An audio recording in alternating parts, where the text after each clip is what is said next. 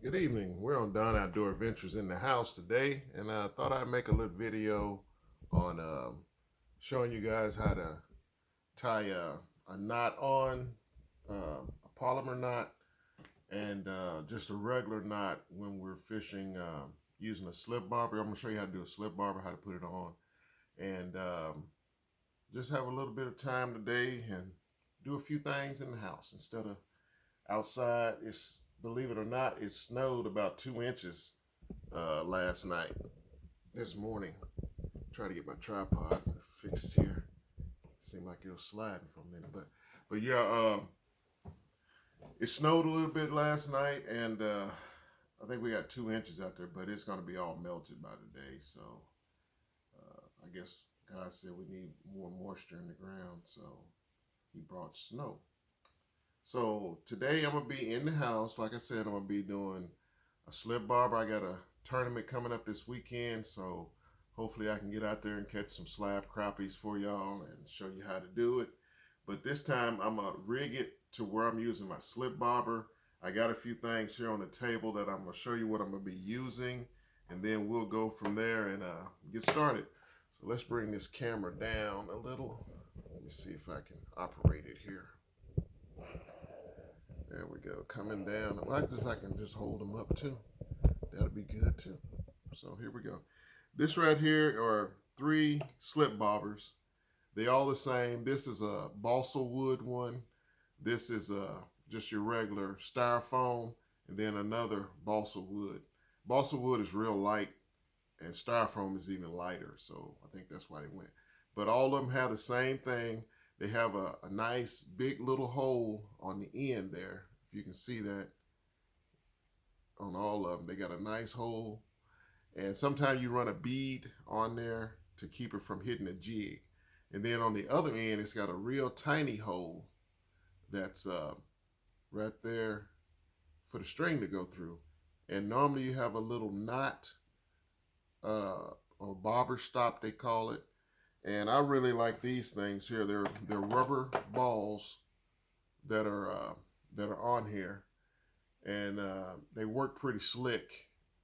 You pretty much just well, I'll show you how to work it. But you put your string through that little I don't know if you can see. You see those little holes there? That's where your string goes. Then you just pull it, and that little ball slips off. So let's get started here. I was up in Nebraska at a big fish bait store. I think it was called Wolf's. And I found me a nice pole. I couldn't believe it. I was like, whoa, look at that. This is the Mr. Crappie custom troller graphite.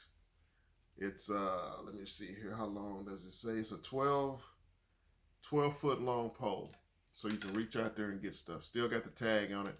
I haven't even took the tag off yet. So I'm gonna rig it up right quick, and like I said, it's 12 foot long, so I can reach out there and get them big slab crappies out in front of my boat. So turn the paper off, and we're gonna connect it here. But before we do that, we're just gonna hook up the reel. I'm using a light reel here. This one right here, small, light. When you're fishing for a long time out there on the lake, you don't want a heavy reel, because a heavy reel will wear this muscle right here called tendonitis. And I deal with bugs in here. I deal with that every once in a while, but you know that jerking motion when you're jerking a crappie up or any fish, this muscle right here really gets worked. So you want to have something light when you're doing a lot of reeling, a lot of casting. You want to have a nice light reel on your rod. So if you don't know, this is how you put your rod on. You want to make sure your eyes are on top, and this is going to be on top too. So you just putting it in here. There's a little slot and screws, a big screw there, big collar rather, that moves these 2 little cups up, these 2 right here. They come inward and they grasp onto your your reel base. And you just keep on turning, and pretty soon it's locked on there. And what I don't say, I ain't gonna say I hate to see, but I dislike seeing people fishing like this with a reel. They fish on top when this reel is designed to be fished like this. But they trip me out. But I have went to a spider wire. Spider wire is really good because this right here, my theory years ago is use smallest line that you can use. This is an 8-pound test line. And I heard crappie can see it, but I don't know. But recently, with the crappie I catch now, I went to spider wire. This is a 6-pound diameter, meaning 6 pounds around. Be like this stuff, but it's 6 pounds around thickness, okay? But it's 20 pounds strong. So if I get snagged or anything in a brush pile or bush, 9 times out of 10, that hook is going to stretch out and it's going to free me up, and then I just got to bend the hook back. But I went to that, and I haven't lost a fish unless he just pop off at the boat. But normally, as far as breaking a line, that don't happen no more. Nah, it don't happen no more. So what we're going to do when you're using the spider wire, I'm just going to rig something up right quick on here. And what I've been using a lot is called a polymer knot. And what it is, you want to take your string. I don't know if y'all can see that, but take your string, probably about a foot, give you plenty of room. And what you want to do is make a little bow like that. That's in here. Make a little bow or circle so it can fit through your eyelid. So there's my jig and there's my eyelid. So I'm going to go in here with both of those little loops. I should have used my other string, but like I said, with the spider wire, you got to use a polymer knot or that knot will slip out on you every time. If I can get it here, you got to bend it down just enough to get it in there. That's why. The eyelid is not cleaned out. So this one, I think I cleaned it out pretty good. Nope. Yes, I didn't.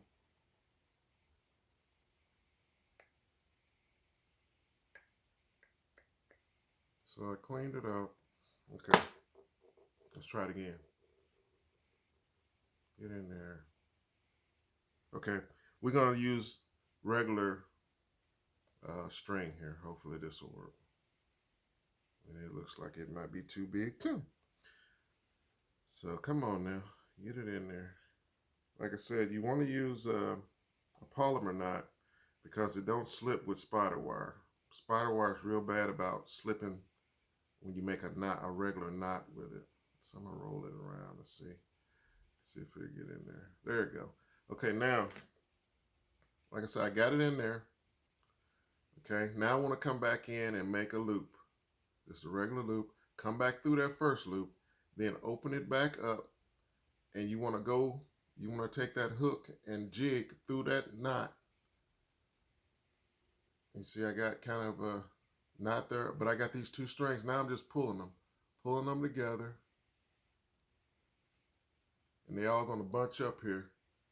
One of them is longer than the other, so you just pull it and it cinches, okay? Now you got a good knot that's not gonna break on you, and it's on there. And what I like about it, you know, sometimes when the fish is swimming around your jig and it's not set right, it might be hanging down, or it might be up like this. But with a polymer knot, if you do it right, that bait will be right there in front of that fish facing him, just like that. So when he comes in and bites it, he's looking dead at it like that. Let me get a jig on here right quick so you can kind of see what I'm working with.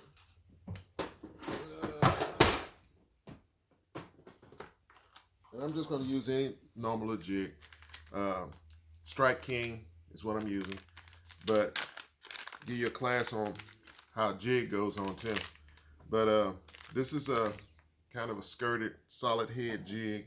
And what you want to do is you want to come in here on the top of the jig there. You want to come in and insert that hook into the jig just like that.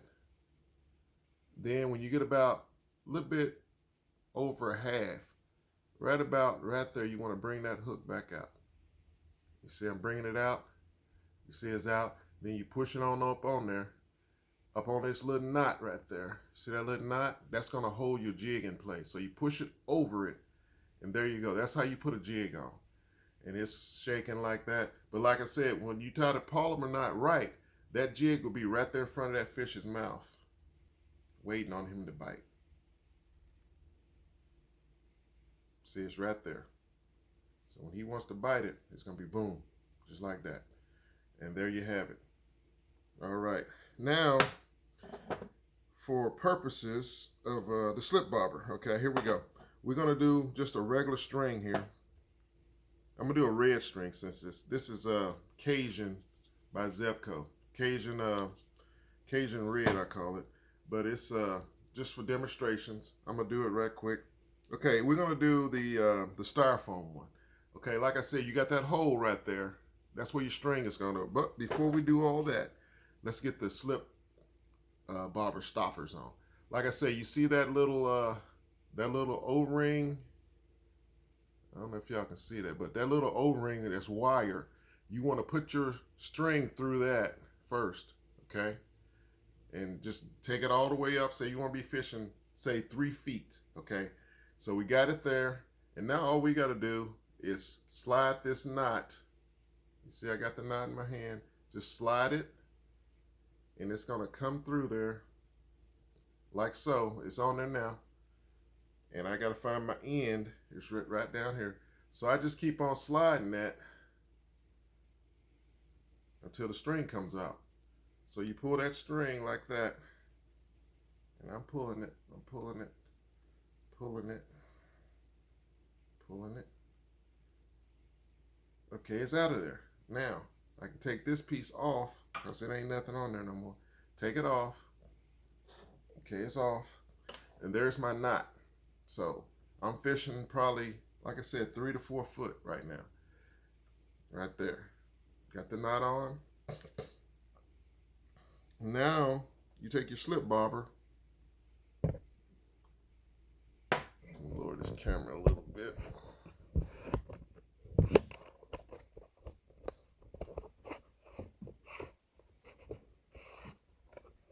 There we go.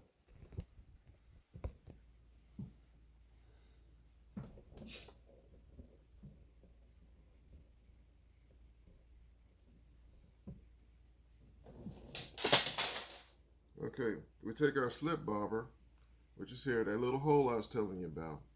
You want to put your string in there, push it all the way in till it comes through the other side. Then you can pull this up all the way to your knot. It's coming. There it is. There's your knot, and that's what's going to stop your bobber from keep going up the line. You're going to have your jig on, and I want to show you another quick tie for single fishing with a jig with a slip bobber. Okay, so we got our jig. I like using 1/4 ounce jigs. You got your jig, and all you're doing is putting that string through the hole like that. Take it, grab it, start twisting. 1, 2, 3, 4, 5, 6. As long as you get that twist in there, I don't know how many times you want to do it, but you can come back through that first loop. You see that first loop right there? Take your string back in there and come up, and then you hold them together and then just pull it, and then you have a knot. There's your knot right there. In the same way, that jig is right there in front of you for the fish to bite it. It's facing him, ready for action. And like I said, with the weight of the jig, I mean the skirt, sometimes it lets it come down some, but it's still facing that fish when he bites it. And like I said, you put it on there, bring it up, right there, then push it over that little hump, and there you have it. And like I said, you clip your ends, and there's that jig waiting for the fish to bite it. It's level, and the fish don't have to search for it. So when he sees it, you dangle it a little bit, it's right there in front of him, and he's ready to bite. And like I said, you can clip your ends with scissors or whatever. I got this, but it works. And there you have it. A little class on tying a jig using the slip bobbers. Like I said, there's different varieties of them you can use, and give it a try. Like I said, I've been using these for years, and this is the best.